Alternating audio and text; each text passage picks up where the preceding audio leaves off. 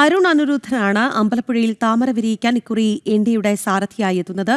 മണ്ഡലത്തിലെ അടിസ്ഥാന വികസന പ്രശ്നങ്ങൾക്ക് മോദി സർക്കാരിന്റെ കാഴ്ചപ്പാടിലൂടെയുള്ള പരിഹാരമാണ് എൻഡിഎ മുന്നോട്ട് വയ്ക്കുന്നത്. അമ്പലപ്പുഴയിൽ നിന്ന് സുധീഷ് ഗോപാൽ തയ്യാറാക്കിയ റിപ്പോർട്ടിലേക്ക്. കുഴഞ്ഞുമറിഞ്ഞ അമ്പലപ്പുഴയിലെ രാഷ്ട്രീയത്തിൽ ഇത്തവണ എൻഡിഎ സ്ഥാനാർത്ഥിയായി എത്തുന്നത് അരുൺ അനിരുദ്ധനാണ്. അതിലേറ്റവും പ്രധാനമായി നമുക്ക് എടുത്തു പറയേണ്ടത് ധീവരസഭാ ജനറൽ സെക്രട്ടറി ഒരു ആവശ്യം എല്ലാ രാഷ്ട്രീയ പാർട്ടികൾക്കും മുന്നിലേക്ക് വെച്ചിരുന്നു. തീരദേശ നിയോജക മണ്ഡലങ്ങളിൽ ധീവരസഭയ്ക്ക് കൃത്യമായ പ്രാതിനിധ്യം ലഭിക്കണം. ആ ഒരു അഭ്യർത്ഥന മാനിച്ചുകൊണ്ടുകൂടിയാണ് അരുൺ അനിരുദ്ധനെ അമ്പലപ്പുഴയിൽ സ്ഥാനാർത്ഥിയാക്കിയത് എന്നതും എടുത്തു പറയേണ്ടതാണ്. ഇവിടുത്തെ മിക്ക പഞ്ചായത്തുകളും തീരദേശ മേഖലയിൽ പെടുന്നതാണ്. അതുകൊണ്ട് തന്നെ വലിയ വോട്ട് ബാങ്ക് ഈ മേഖലയിലുമുണ്ട്. എന്തു തന്നെയായാലും അമ്പലപ്പുഴയിൽ ഇത്തവണ എൻഡിഎ മത്സരിക്കുമ്പോൾ ജയൽത്തി കുറഞ്ഞ ഒന്നും തന്നെ ആഗ്രഹിക്കുന്നുമില്ല. ഇവിടുത്തെ പ്രതീക്ഷകളും ഇവിടുത്തെ രാഷ്ട്രീയവും അരുൺ അനിരുദ്ധനോട് തന്നെ ഒന്ന് ചോദിക്കുക, എങ്ങനെയാണ് ഇപ്രാവശ്യത്തെ ഒരു സാഹചര്യം? ഇപ്രാവശ്യത്തെ രാഷ്ട്രീയ സാഹചര്യം എൻഡിഎക്ക് BJPക്ക് അമ്പലപ്പുഴയിൽ കടന്നു വരുവാൻ ജയിച്ചു കയറുവാനുള്ളൊരു സാഹചര്യമുണ്ട്.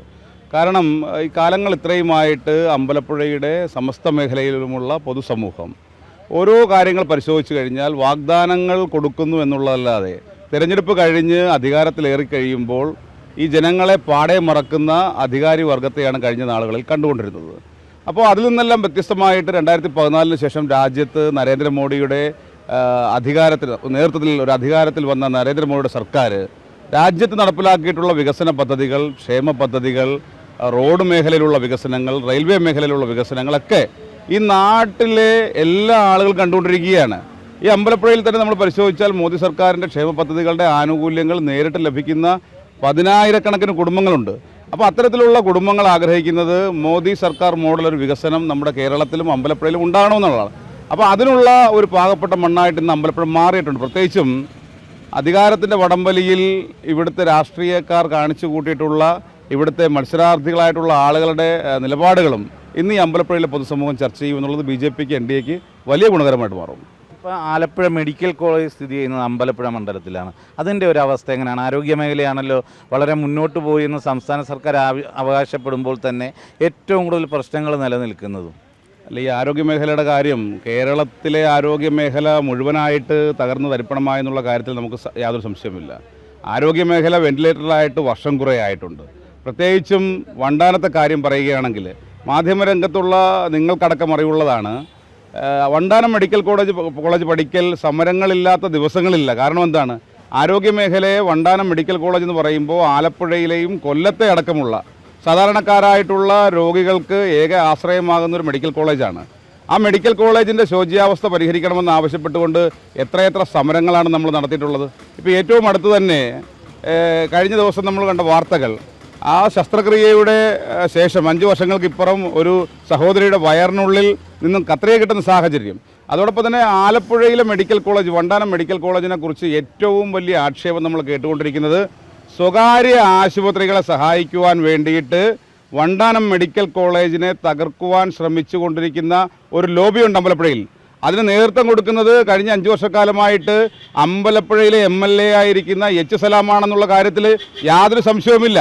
അമ്പലപ്പുഴയിൽ വണ്ടാനം മെഡിക്കൽ കോളേജ് കൊണ്ട് ഏറ്റവും കൂടുതൽ ഗുണം ഈ കഴിഞ്ഞ 10 വർഷക്കാലം ഉണ്ടായിട്ടുള്ളത് ഇടതുപക്ഷ പ്രസ്ഥാനങ്ങൾക്കും CPMൻ്റെ പ്രവർത്തകർക്കും, അതോടൊപ്പം തന്നെ ചേതന എന്ന ഒരു ചാരിറ്റബിൾ സൊസൈറ്റി വഴി ഇടതുപക്ഷത്തിന് നേതൃത്വം കൊടുക്കുന്ന അമ്പലപ്പുഴയിലെ MLA H. സലാമിനും മാത്രമാണ് ഈ വണ്ടാനം മെഡിക്കൽ കോളേജ് കൊണ്ട് ഏക ഗുണമുണ്ടായിട്ടുള്ളത്.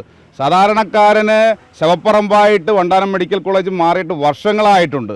കേന്ദ്ര സർക്കാർ അനുവദിച്ചിട്ടുള്ള തുക കൊണ്ട് കെട്ടിപ്പൊക്കിയിട്ടുള്ള അവിടുത്തെ പുതിയ ബിൽഡിങ്ങുകളിൽ പോലും വേണ്ട വിധത്തിൽ ചികിത്സ നൽകുവാൻ ഇവിടുത്തെ ആരോഗ്യ മേഖലയിൽ തയ്യാറാവുന്നില്ല. അതുമാത്രമല്ല, ആരോഗ്യ മേഖലയെ തകർത്തുകൊണ്ട് ഞാൻ ആദ്യം സൂചിപ്പിച്ചതുപോലെ എറണാകുളത്തും തിരുവല്ലയിലുമുള്ള സ്വകാര്യ ആശുപത്രികളെ സഹായിക്കുന്ന നിലപാടാണ് സ്ഥലം MLA ഉൾപ്പെടെയുള്ള ആളുകൾ എടുത്തുകൊണ്ടിരിക്കുന്നത്. ബാറുകൾക്ക് 12 മണി വരെ തുറന്നു പ്രവർത്തിക്കുവാൻ സമയം കൊടുത്തുകൊണ്ട് തിരഞ്ഞെടുപ്പിന് വേണ്ടി പിണറായി വിജയൻ പണം കണ്ടെത്തുന്നത് പോലെ വണ്ടാനം ആശുപത്രിയെ തകർത്തുകൊണ്ട് സ്വകാര്യ ആശുപത്രികളെ സഹായിച്ചുകൊണ്ട് അവരിൽ നിന്നും തിരഞ്ഞെടുപ്പിന് വേണ്ടുന്ന പണം കണ്ടെത്തുവാനാണ് ഇവിടുത്തെ ഇടതുപക്ഷവും സ്ഥലവും MLA ഇത്രയും നാൾ ശ്രമിച്ചിട്ടുള്ളത്. അമ്പലപ്പുഴയിലെ എന്നുമുള്ള പ്രശ്നം കാപ്പിത്തോട്, അതുപോലെ തീരസുരക്ഷ, കടൽക്ഷോഭം രൂക്ഷമായ മേഖലയുമാണ്. ഇതിന് രണ്ടിനും പരിഹാരം കാണാനുള്ള ഏതെങ്കിലും പ്രവൃത്തികളുണ്ടാവും? അല്ല, സ്വാഭാവികമായിട്ടും നിങ്ങളൊന്ന് പരിശോധിച്ച് നോക്കുമ്പോൾ കഴിഞ്ഞ 10 വർഷമായിട്ട് കാപ്പിത്തോടിന് വേണ്ടി കോടിക്കണക്കിന് രൂപ ചെലവഴിച്ചു എന്ന് പറഞ്ഞ് വെച്ച ഫ്ലെക്സ് ബോർഡുകൾക്ക് തന്നെ കോടിക്കണക്കിന് രൂപയായിട്ടുണ്ട്. എന്തെങ്കിലും അവിടെ ഒന്ന് വൃത്തിയാക്കുവാനുള്ള ഏതെങ്കിലും തരത്തിലുള്ള നടപടി കഴിഞ്ഞ 10 വർഷമായിട്ട് ഇവിടെ ചെയ്തിട്ടില്ല. കഴിഞ്ഞ 10 വർഷമായിട്ട് ഇടതുപക്ഷ സർക്കാരിൻ്റെ MLA തന്നെയാണ് ഇവിടെ ഉള്ളത്. അപ്പോൾ ആ കാപ്പിത്തോടിന് വേണ്ടി നിരന്തരം ഫ്ലെക്സ് ബോർഡുകൾ വെക്കുന്നതല്ലാതെ കാപ്പിത്തോട് ശുചീകരിക്കുവാനോ മാലിന്യം മാറ്റി അതിന് ചുറ്റുവട്ടത്ത് താമസിക്കുന്ന ആളുകൾക്ക് സ്വൈര്യമായി ജീവിക്കുവാനോ ഉള്ള അവസരം ഒരുക്കി കൊടുക്കുവാൻ ഇടതുപക്ഷ സർക്കാരിനും സ്ഥലം MLAമാർക്ക് സാധിച്ചിട്ടില്ല. തീരദേശത്തെ വിഷയം നമ്മൾ പരിശോധിക്കുകയാണെങ്കിൽ കാലം എത്രയായി ഈ തീരദേശവാസികൾ എത്ര ദുരിതമാണ് അനുഭവിക്കുന്നത്. കടൽക്ഷോഭം മൂലം വീടും സ്ഥലവും നഷ്ടപ്പെട്ട് കിടപ്പാടവും നഷ്ടപ്പെട്ട് അവരുടെ തൊഴിലിടത്തിൽ നിന്ന് പോലും അവർ പലായനം ചെയ്യേണ്ടുന്ന ഒരു സാഹചര്യം ഉണ്ടായിട്ട് കാലം എത്രയായിട്ടുണ്ട്. പുലിമുട്ടോടുകൂടിയ കടൽ ഭിത്തി നിർമ്മിച്ച് നൽകാമെന്നുള്ള വാഗ്ദാനം പാതി വഴിയിൽ നിൽക്കുകയാണ്. പുനർഗേഹം പദ്ധതിയുടെ പേരിൽ ആ തീരദേശത്ത് നിന്നും തീരദേശവാസികളായിട്ടുള്ള മത്സ്യത്തൊഴിലാളികളെ അടക്കം അവിടുന്ന് പലായനം ചെയ്യിച്ചുകൊണ്ട് അവിടെ സ്വകാര്യ ലോബികൾക്ക് ടൂറിസം എന്ന രീതിയിൽ സ്വകാര്യ മേഖല സ്വകാര്യ വ്യക്തികൾക്ക് അമ്പലപ്പുഴയുടെ തീരദേശം തീരെഴുതി കൊടുക്കുവാനാണ് സ്ഥലം MLAയും സർക്കാരും ശ്രമിച്ചുകൊണ്ടിരിക്കുന്നത്.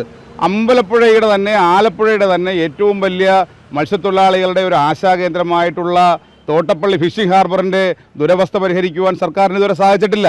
അങ്ങനെ സമസ്ത മേഖലയിൽ നമ്മൾ പരിശോധിച്ചാൽ തീരദേശത്തോട് തികഞ്ഞ അവഗണന കാണിച്ചൊരു സർക്കാരാണ് സ്ഥലം MLAയാണ് കഴിഞ്ഞ ഒരു പതിറ്റാണ്ടായിട്ട് അമ്പലപ്പുഴയിലുള്ളത്. അതുതന്നെയാണ് അടിസ്ഥാന വികസന പ്രശ്നങ്ങൾ തന്നെയാണ് അമ്പലപ്പുഴയിൽ ഏറ്റവും ചർച്ചയാവുന്നത്. അവിടെ മോദിയുടെ വികസന കാഴ്ചപ്പാടുകൾ അമ്പലപ്പുഴയിലും നടപ്പാക്കാമെന്ന വാഗ്ദാനത്തോടെയാണ് അരുൺ അനിരുദ്ധൻ വോട്ട് തേടുന്നത്.